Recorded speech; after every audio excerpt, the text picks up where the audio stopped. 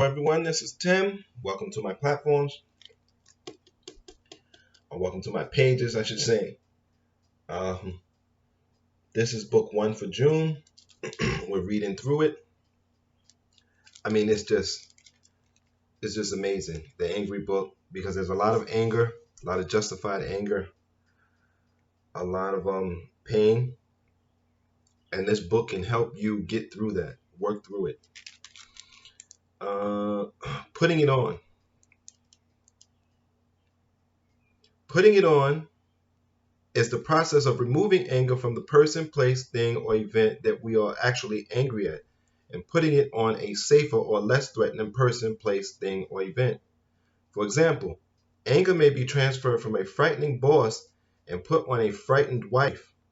Though a glimmer of awareness may be present, putting it on usually occurs with complete unconsciousness. An on-putter can suddenly get angry at someone for no apparent reason, or he may be angry at an imagined hurt or appropriately angry at a minor hurt.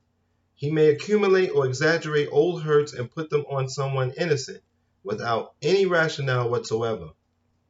Exaggerations and accumulations can sometimes be quite violent and can also become chronic, especially when the slush fund is overflowing and finally breaks through the walls that dam it up. Victims of these exaggerations and accumulations may transfer a lifelong rage at their mothers, to their wives, or husbands. Others may become terribly bitter and cynical and spend a lifetime splattering everyone and everything with a loosened fund of old slush.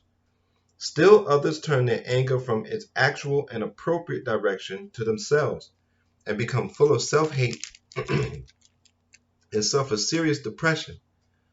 Some with extraordinary irrational belief splash that slush bank onto others to the point of delusion, fear, and paranoid ideas.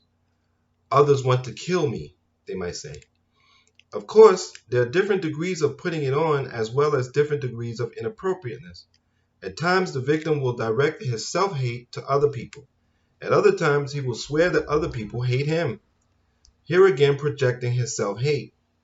If the degree of self-hate and distortion is great enough, he may suffer from paranoid delusions, feeling that other people want to hurt or kill him. Most cases are not this severe but are still very destructive. How you deal with anger is important because it can cause mental illness and breakdown. In any case, the main intent, conscious or unconscious, is to shift anger to the least threatening person, thing, event, or situation. Thus, a man dissatisfied with his job may chronically find fault with the way his wife keeps their home. This is an attempt to maintain his working ability. Of course, failure always stalks on-putters. The on-putter, in fact, is one of the most flagrant destroyers of human relationships. He is dishonestly and inappropriately nice at the wrong times, and he is consistently and inappropriately angry nearly all the rest of the time, inevitably putting a great deal of strain on all relationships, often to the point of utter destruction. Let me get a drink of water.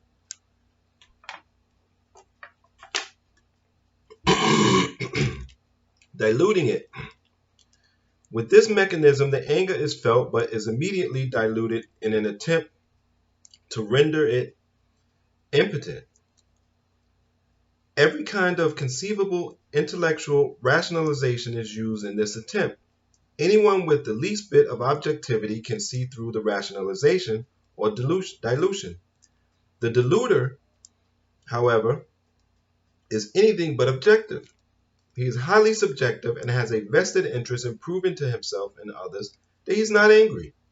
On a conscious level, his dilutions may seem to work. However, his unconscious slush bank will grow as a result of his dilutions. Of course, he will not be aware of this growth, let alone its poisonous effects. Here are some examples of common dilutions. He must be sick. I know that he can't help it, so I can't possibly get angry at him. Rational, logical, civilized people keep cool heads. They are controlled by their heads.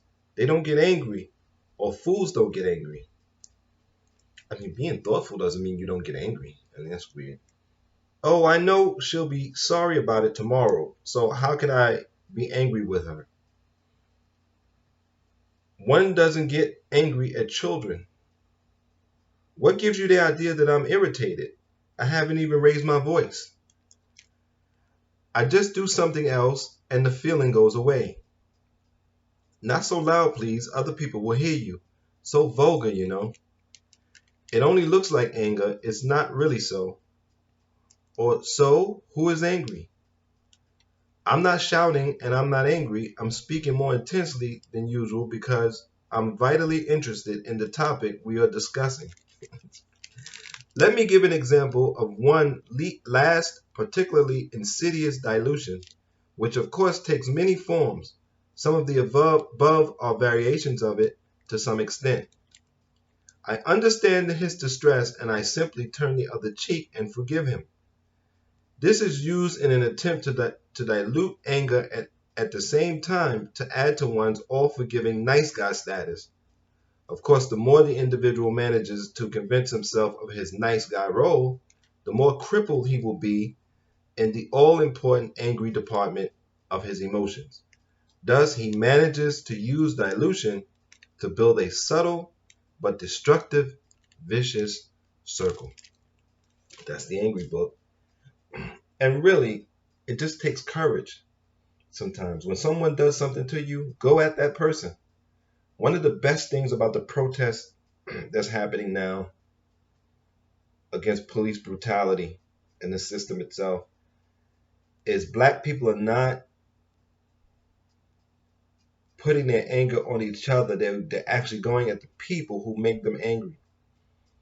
And blacks and whites that are marching together are not putting their anger on each other. They're putting their anger on the system that divided them and uses them and manipulates them. Keep protesting. That's the best thing. And at some point, we'll be able to build institutions together because now we'll get through and let out all this anger that's been built up.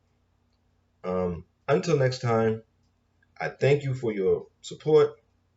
Take care of your mind, take care of your body, and be safe.